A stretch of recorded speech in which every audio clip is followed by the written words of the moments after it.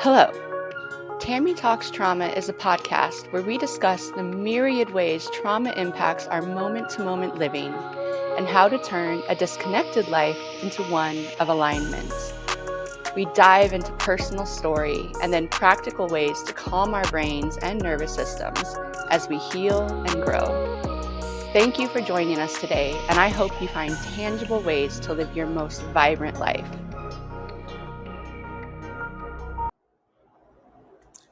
I like to begin episodes, when applicable, with a blog post that I wrote and posted on my website. And today's is very applicable, so I would love to tell you about coaching. In my initial post, I wrote about my experience with trauma, chronic illness, and the path to both healing and freedom. That journey brought life coaching across my path. And as I said before, at first, I was skeptical. But I gave it a chance, and my life has been profoundly better for it. My healing will always be in progress, but I can say with my full chest that I am thriving. According to the International Coaching Federation, or ICF, the ethics-driven regulatory body of standards for coaches, this is the definition of coaching.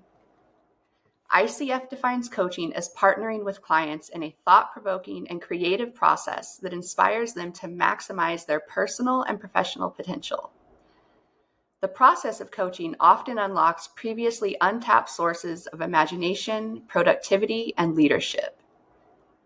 We all have goals we want to reach, challenges we're striving to overcome, and times when we feel stuck.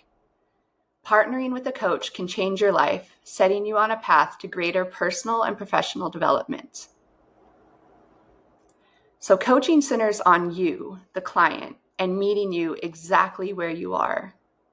I listen with deep intention and reflect back to you the wisdom that you have about your one precious life and what you want to do with it. Many people have the misconception that a coach listens to you, then decides what you need to do, and trains you how to get there. This could not be further from the truth. The goal of coaching is for you to discover your own goals and desires, how to be the aligned version of yourself that in your mind you strive to be, even if you feel stuck trying to get there. I can never be you. Only you know who you are, what drives you, and what you want. My job is to help you navigate your journey with wisdom and heaps of self-love and patience. I will help you see and understand yourself in ways you've always wanted but couldn't quite grasp and hold. Now, knowing that I have a background of trauma, you might think that coaching with me is more therapy grounded, but that is also not true. The goal of therapy is to excavate one's past and to spend time there doing the work of healing traumatic wounds. Coaching does not live in the past.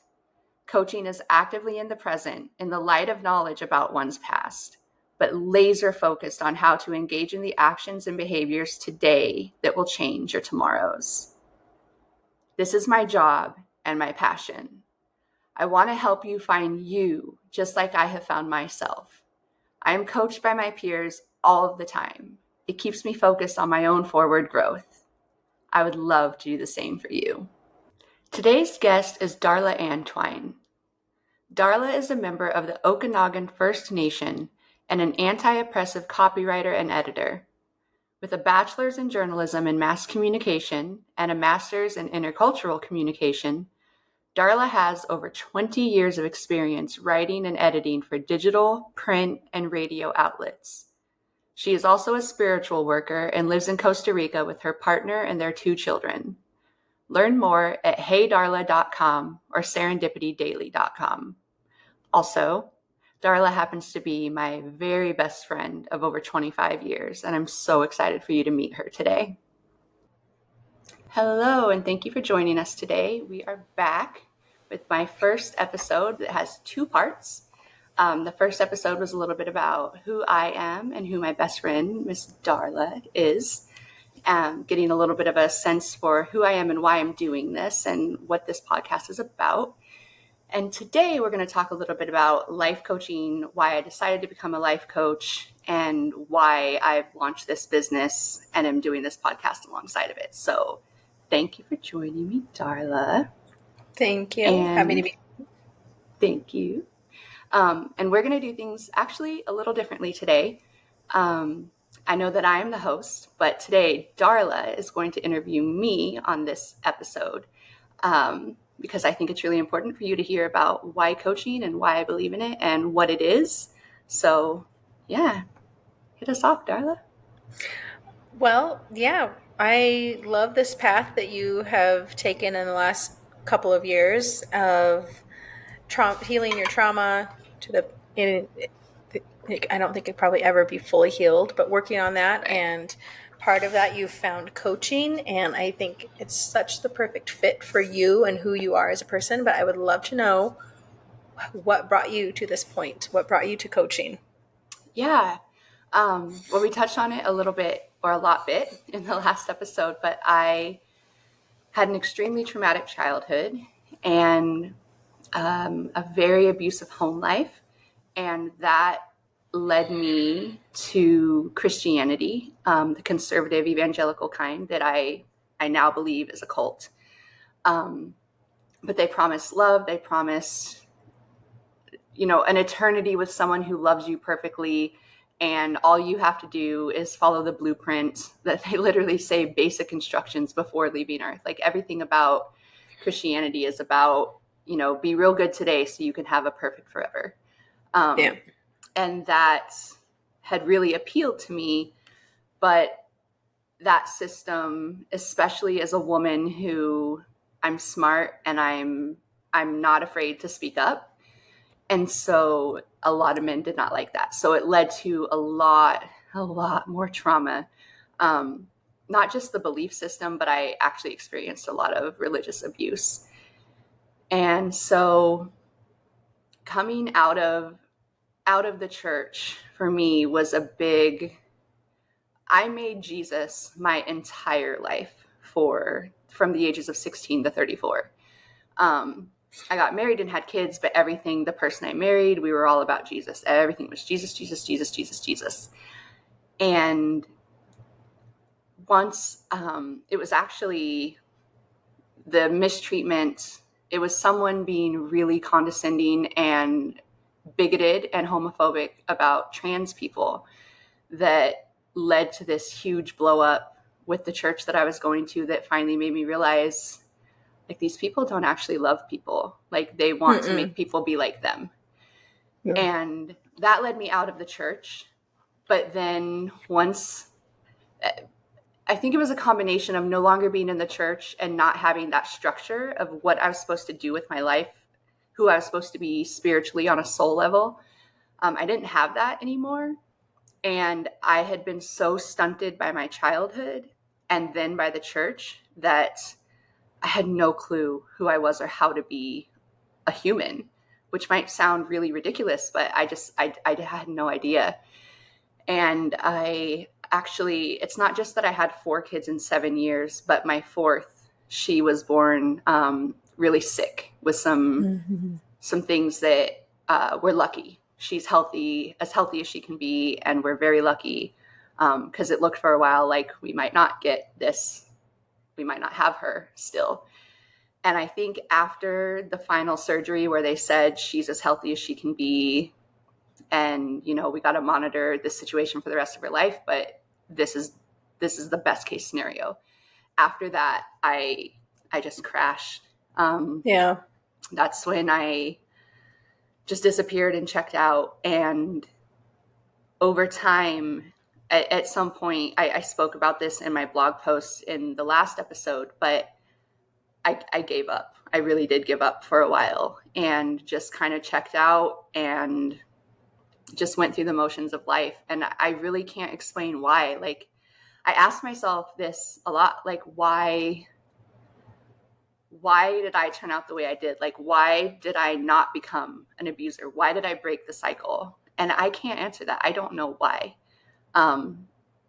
Some might say it was my destiny or my fate. I have no idea. I can't answer it. But what I do know is that I fought back and I started therapy, and I still am in pretty intensive therapy. I do something called brain spotting, which you can Google. But it's a It's a method where you have to get into your body and you don't necessarily get to have language around it. Like my trauma started before I could form language. My trauma started before I could see because I was an infant. So it's recognizing that the body stores trauma and being able to allow the body to process that trauma. And that's what brain spotting is. And it's really intense. But then as I was going through that process, I just realized like, I've always felt like my story was more than just me. And I've always felt like I wanted to help people. And I honestly don't even remember why I first looked into coaching. I just remember looking into it. But it was actually right before I got really sick. It was before I got pregnant, actually.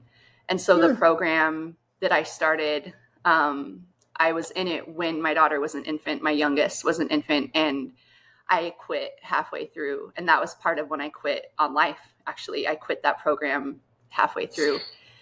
And so thankfully, after I did a lot of healing and got, I don't want to say got my shit together, but like I kind of did.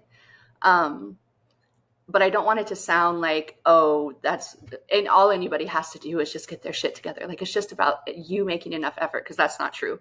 The reason I was able to get my shit together is because I found out the mental illnesses that I had and got medication for them.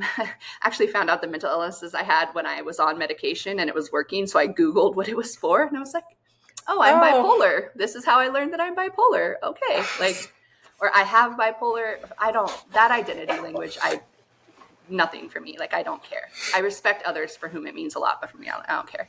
You can say I am bipolar, I have bipolar. Either way, I am affected by bipolar disorder, whether you say it anyway or not. But yeah, so that was, I was able to get clear-headed enough that I was able to say, okay, I figured my shit out. I'm learning, because it's still a process, but I'm learning to love myself. I'm learning to embrace my humanity and get to grow and flourish as a whole person and not this stunted person who's just going through life in their little box, a little militant Jesus soldier.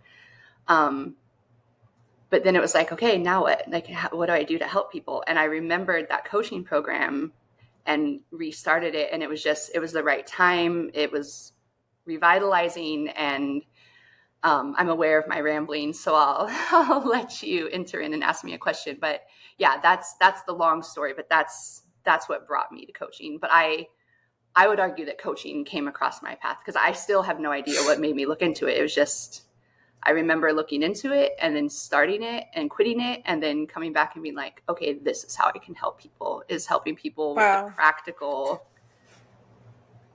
how do you change your life in practical ways?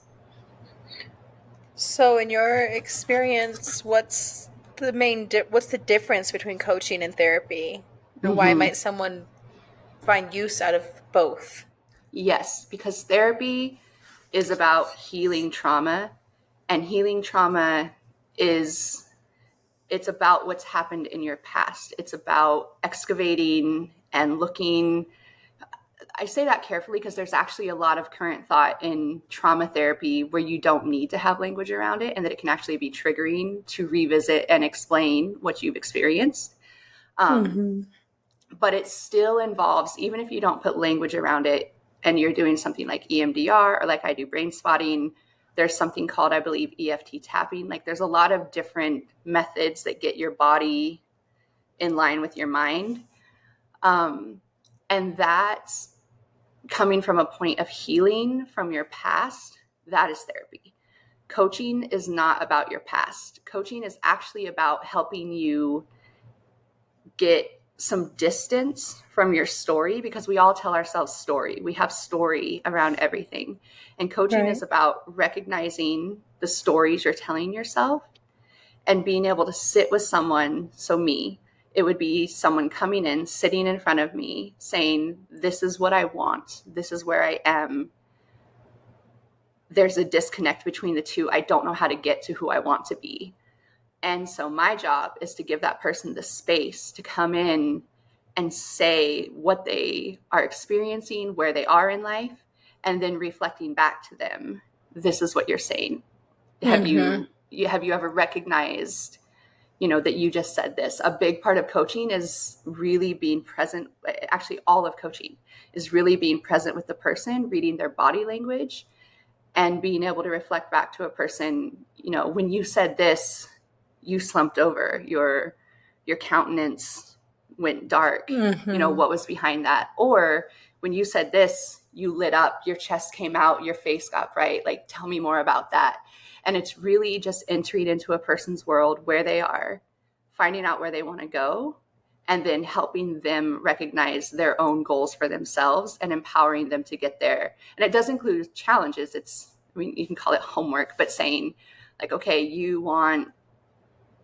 I'm trying to think of a good example. You want to get a promotion at your job, but one of the things that you need to get this promotion is you need to learn XXY program that you don't know how to use. Mm-hmm. So what is like the simplest baby step to get you to start learning that program? And then helping a person figure out what they need to do so they actually start, instead of in their head being like, oh, I'm going to do that eventually. But it's actually putting action to one's desires and goals. Yeah. You offer accountability. Forward. Yeah. There is accountability. Okay. Me, I get squirmish with Christian words. That's a Christian word to me. But it's giving a person, because when you're going to answer back, and being quite blunt, it's, I need to charge money so I can afford to live. That's part of living in a capitalist society. But totally. Also part of charging people is because if you pay for something, you're a lot more likely to follow through. Whereas, and paying enough that it's actually worth your time. I wish I could live on charging $30 an hour, but coaching actually is, some professions, like editing video, you do 8 hours of video editing and you charge for every hour, and, that's your charge. For coaching, they say that for every hour of coaching, or for every session of coaching, there's a minimum of 2 to 3 more hours of what a coach does behind the scenes.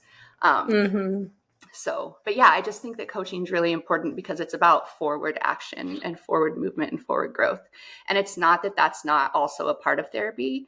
It's just that therapy is extremely, extremely different. And I always want people to know that. And I never want people to think that because I talk a lot about therapy, that I'm like somehow blurring those lines, because I don't at all. That's not my place. It causes harm.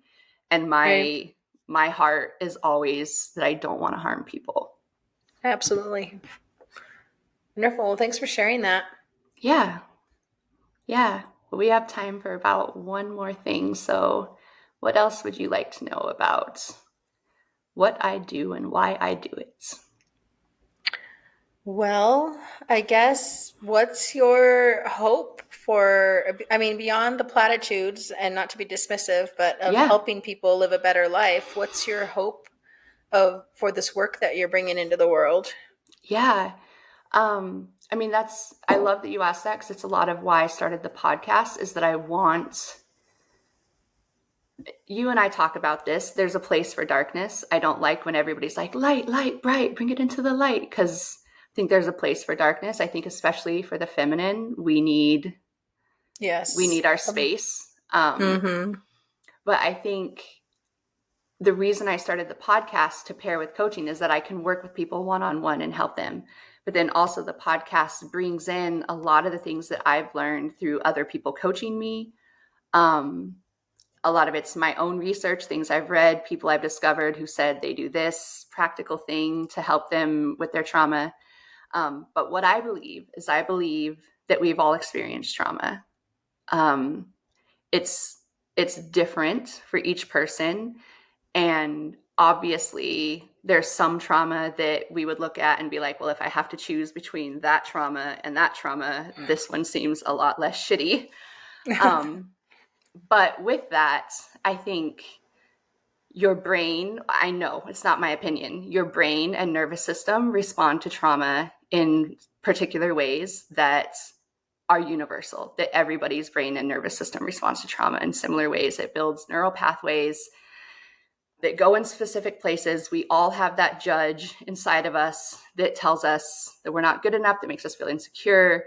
And I really believe that healing trauma in practical ways, and you said this actually the other day, and I love it, it's not about making these big life sweeping changes. It's about the little ways that we learn to love the worst hurt parts of ourselves, and to find that place and to be gentle and loving and empathetic with that person, because that is the person who can heal and be able to help you get past the things that have you stuck. I think that a lot of people are stuck because they're trying to force themselves into something that their nervous system is like, I can't handle this. Like, why are you doing this to me? Like, why? Yeah.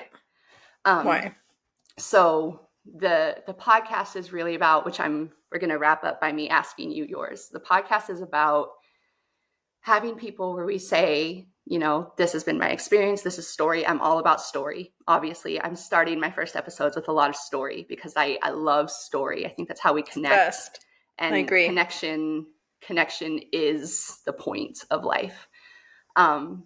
So I love that I can bring people on, we can hear their story, and then they can tell us, this is how I've applied, you know, just one practical thing that's changed my life. And so with that, I want to ask you, we spoke in the previous episode that you do a lot of spiritual work and that you do a lot of focus on healing from trauma. For you, it's ancestral and generational trauma, spiritual trauma. But we talked about, you and I privately, we've talked about things that you do for yourself. And so I wanted to ask you, for our listeners, as you are pursuing your own healing journey and loving yourself, what is that one thing that you wish other people knew about or did that could bring life and vibrancy to them that you've experienced? Well, I love this question and this premise for the podcast. And the thing I'm getting the most usefulness and joy out of lately is sensory walks. And I do them for myself sometimes, especially at the end of a day where the kids, I have two young boys, if they've been fighting, there's a lot of chaos in the house and I'm feeling dysregulated, I'll go for a sensory walk. But the other day, I ended up taking my kids on a sensory walk with me, and it was mind-blowing, the difference it made. So we just went on like a 20-minute walk, and I just casually was like, hey, tell me something you see. And they tell me something you see. Tell me something you smell, etc. You just walk through the senses, asking them questions. And then they wanted to keep going because the idea was to just bring them into the present moment by making them aware of their senses. But they loved it so much, they asked me to ask me some more questions. So I had to come up with more questions. And so then by the end of the 20-minute walk, it was like, go touch that tree over there and tell me 3 different feelings that you get from that tree. So it really would make them think. And they, like I said, they loved it so much. And then by the end, both of them had kind of clicked over. And instead of talking about their physical senses, they were starting to talk about their emotions. And like one of them was, touch that, I live in a rural area, touch that fence post. What do you feel? What do you feel? Tell me 3 things you feel. And one of my kids said, I feel like I want to push it down. Like he was joking and it was all fun, but like he started not just talking about physical senses. Like, I have this sensation in me that I want to push it over because that seems like it'd be satisfying. I love that. And we came home and they fought less. They bickered less. They were both present more.